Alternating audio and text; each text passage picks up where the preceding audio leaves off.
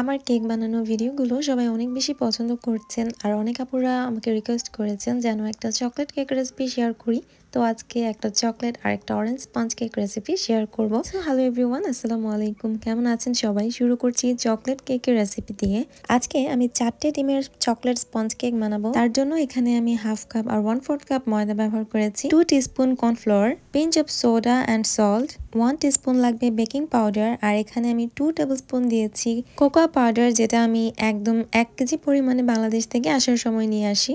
আর cocoa পাউডারকে এমন একটা বক্সে আমি সংরক্ষণ করেছি। সম্পূর্ণ উপকরণগুলোকে এখন মিক্স করে নিচ্ছি আর সুন্দরভাবে একটু চেলে নিচ্ছি।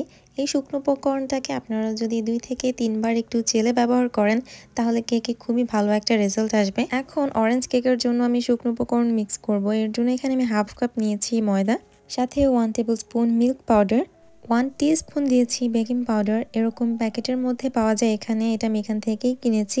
এটা আপনারা যে কোনো সুপার শপেই পাবেন। সামান্য একটু লবণ আর সামান্য একটু সোডা ব্যবহার করেছি। আর হাফ টেবিল স্পুন দিয়ে আমি 2 বার ব্যবহার করেছি কর্নফ্লাওয়ার, মানে 1 টেবিল স্পুন পরিমাণ। তারপর এটাকেও ভালোভাবে চেলে একটু মিক্স করে একটা সাইডে রেখে দিচ্ছি। এখন চকলেট স্পঞ্জ কেক বানানোর জন্য 4টে ডিমের সাদা অংশ আর কুসুমকে আলাদা করে নিয়েছি। আর অনেকে আমার কাছে জানতে চেয়েছেন আমি কোন বিটারটা ব্যবহার করি। এখানে আমি 7 স্পিডের একটা বিটার ব্যবহার করি, বাট আমি সাজেস্ট করব আপনারা মিয়াকো ব্র্যান্ডের বিটারটা ইউজ করতে পারেন, সেটা দিয়ে আরো ভালো রেজাল্ট পাবেন। তো ডিমের সাদা অংশ বিট করতে করতে যখন এরকম একটু ফোমি টেক্সচার চলে আসবে তখন আমি এখানে 1 কাপের মতো ব্যবহার করব সুগার, বাট একবারে ব্যবহার করছি না, 2 থেকে 3 বারে আমি অল্প অল্প করে দিয়ে মিক্স করে নিচ্ছি। চিনিটা ভালোভাবে মেল্ট হয়ে গেলেই এখন আমি কুসুমগুলো 2 বারে ব্যবহার করছি। এখন দিচ্ছি 1 টিস্পুন পরিমাণ চকলেট ইমালশন, একটু করে দিচ্ছি ভ্যানিলা ফ্লেভার, আর হচ্ছে 3 টেবিল চামচের মতো সয়াবিন তেল দিয়ে জাস্ট 30 সেকেন্ডের মতো এই পর্যায়ে বিট করতে হবে, এর বেশি না, তাহলে কিন্তু ফোমটা একদম বসে যাবে। তারপর শুকনো উপকরণগুলো মিক্স করব।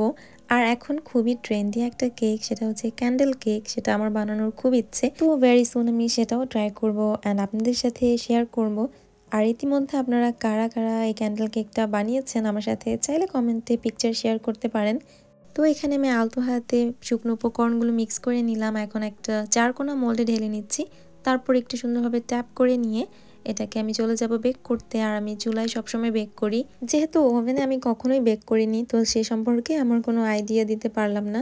10 মিনিট আগ থেকে আমি এটা চুলায় বসিয়ে রেখেছিলাম হাঁড়িটা প্রিহিট করার জন্য। এখন প্রিহিটেড এই হাঁড়িতে কেকটাকে বেক হওয়ার জন্য বসিয়ে দিলাম। নেক্সট চলে যাচ্ছি আমি অরেঞ্জ স্পঞ্জ কেকটা রেডি করতে। এটাও সেম প্রসেসেই করছি, জাস্ট এখানে আমি চকলেট ইমালশনের জায়গায় ব্যবহার করব হচ্ছে অরেঞ্জ ইমালশন। এটাও আমি বাংলাদেশ থেকে এনেছি। যেহেতু এখানে ডিমের পরিমাণ কম ছিল তো আমি হাফ কাপ পরিমাণ ব্যবহার করেছি চিনি, আর 2 টেবিল চামচ দিয়েছি সয়াবিন তেল। সাথে এখন শুকনো উপকরণগুলো মিক্স করে নিচ্ছি। আসলে আমি যখন প্রথম কেক বানানো শুরু করি আমার কেকও কিন্তু একদমই ভালো হতো না। আস্তে আস্তে প্র্যাকটিস করতে করতেই কিন্তু এখন অনেকটাই পারফেক্ট হয়। সো সবকিছুই আসলে প্র্যাকটিসের উপরেই ডিপেন্ড করে। আপনারা বাড়িতে 2-1 বার ট্রাই করবেন, ইনশাল্লাহ আপনাদেরটাও পারফেক্ট হবে। তারপর এটাকেও আমি একটা মোল্ডে ট্রান্সফার করে নিচ্ছি। আর এর মধ্যেই কিন্তু আমার চকলেট কেকটা একদম রেডি। আমি একটু র্যাপ করে রেখেছিলাম কিছুটা ঠান্ডা হওয়ার জন্য, কিন্তু হাতে সময় ছিল না, তাই আমি গরম কেকটাই মোল্ড আউট করে নিচ্ছি। কিন্তু আপনারা অবশ্যই এটাকে ঠান্ডা করে তারপর মোল্ড আউট করবেন।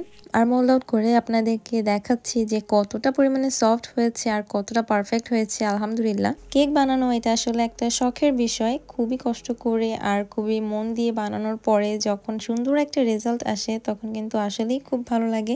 এখন আমি এটাকে 2টা স্লাইস করছি, চাইলে এখানে 3টে স্লাইস হতো, বাট আমি 2টাই করছি। আমার পার্সোনালি ভ্যানিলা কেক অনেক বেশি পছন্দ। আর আপনাদের কাছে কোন ফ্লেভারটা ভালো লাগে আমাকে কমেন্ট করে জানাতে পারেন। কেকটাকে ময়েস্ট রাখার জন্য এখানে আমি মিল্ক সিরাপ ব্যবহার করছি। এই ক্রিমটুকু আমার আগেই বানানো ছিল, ফ্রিজ থেকে নামিয়ে জাস্ট এটাকে একটু বিট করে নিয়েছি। এখন সুন্দরভাবে প্রথম লেয়ারে সম্পূর্ণটা দিয়ে দিলাম। অ্যান্ড হচ্ছে আমি চকলেট সিরাপ ব্যবহার করছি, এখানে চাইলে আপনারা চকলেট চিপসও ব্যবহার করতে পারেন। তারপর কিছু ডার্ক চকলেট উপর দিয়ে আমি গ্রেট করে দিয়ে দিচ্ছি। চকলেট কেক আসলে যত বেশি চকলেটই থাকে ভেতরে তত বেশি ভালো লাগে। তারপরে কেকের দ্বিতীয় লেয়ার দিয়ে আবারও উপর দিয়ে মিল্ক সিরাপ দিয়ে দিচ্ছি অ্যান্ড ক্রিম দিয়ে সম্পূর্ণ কেকটাকে আমি ক্রাম কোট করে নিব। কেকটাকে ক্রাম কোট করে 2 থেকে 3 মিনিট একটু রেস্টে রাখলে পরবর্তীতে কেকের ফিনিশিংটা খুবই ভালো আসে। আর এরই মধ্যে কিন্তু আমার অরেঞ্জ স্পঞ্জ কেকটাও একদম রেডি, দেখতে পাচ্ছেন মাশাআল্লাহ কতটা সফট হয়েছে। আর এটাকে আমি 3টে ভাগে স্লাইস করে নিচ্ছি। আর আমার লাস্ট ভিডিওতে কমেন্ট করেছিলেন foodie couple in Portugal, Swarna's diary, Munni's blog, Shimu homemade recipe. সবাইকে অনেক অনেক থ্যাঙ্কস। সবাই অনেক সুন্দর সুন্দর কমেন্ট করেন। আমি প্রত্যেকটা ভিডিওতে এখন থেকে চেষ্টা করব কিছু কিছু আপুর নাম মেনশন করার। ক্রাম কোটের পর চকলেট কেকটাকে এখন আমি সম্পূর্ণ ক্রিম দিয়ে কভার করব আর সুন্দর একটা ডিজাইন করব। যদিও ডিজাইনটা খুবই কমন, কিন্তু এই ডিজাইনটা আমার কাছে অনেক বেশি কিউট লাগে। প্রথমে লাইনগুলো আঁকার জন্য এখানে আমি চকলেট মেল্ট করে নিয়েছি। তারপর একটা কাঠি দিয়ে এরকম দাগ টানলেই সুন্দর এই ডিজাইনটা হয়ে যাচ্ছে। বেশ তাড়াতাড়ির মধ্যে এই ডিজাইনটা কিন্তু খুবই ইজি আর খুবই সুন্দর লাগে দেখতে। তারপর 1M নজল দিয়ে চার সাইডে আমি এরকম গোলাপ বানিয়ে নিলাম। তারপর একটু চকলেট ছিল, সেটা হচ্ছে একটু সাইডে চকলেট ড্রিপিং করে দিচ্ছি। এটাও দেখতে বেশ ভালো লাগে। আর ডেকোরেটিভ কিছু সুগার বল দিয়ে দিলাম এবং উপর দিয়ে একটু চকলেট দিয়ে ডেকোরেট করে দিলাম। That's it. এই তো আমার ফাইনাল লুক। অবশ্যই কিন্তু বলবেন যে কেমন হয়েছে। এখন সেম প্রসেসে আমি অরেঞ্জ ফ্লেভারের যে কেকটা বানিয়েছি সেটাকে সুন্দরভাবে ডেকোরেশন করব। আর এইটা আমি একটা কিউট কেক বানাবো। এটা হচ্ছে ডল কেক।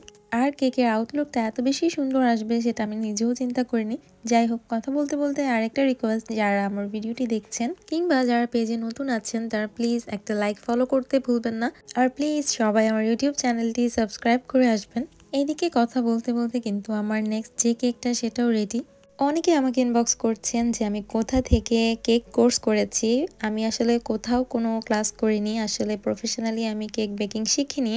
এটা আমি ইউটিউব দেখে অথবা অনেক কিছু রিসার্চ করে নিজেই আসলে প্র্যাকটিস করতে করতে এ পর্যন্ত। সবার ক্ষেত্রে বলবো, যত বেশি প্র্যাকটিস করবেন তত বেশি আপনার হাতের কাজ স্মুথ হবে। এটা একদমই কোনো কঠিন কাজ না। আসলে মানুষ চেষ্টা করলে পারে না এমন কোনো কাজই আমার মনে হয় নেই। তারপর এখানে আমি সুন্দর একটা ডল বসিয়ে দিলাম আর ডলের ড্রেসটা আমি ব্লু কালারের মধ্যে রেখেছি।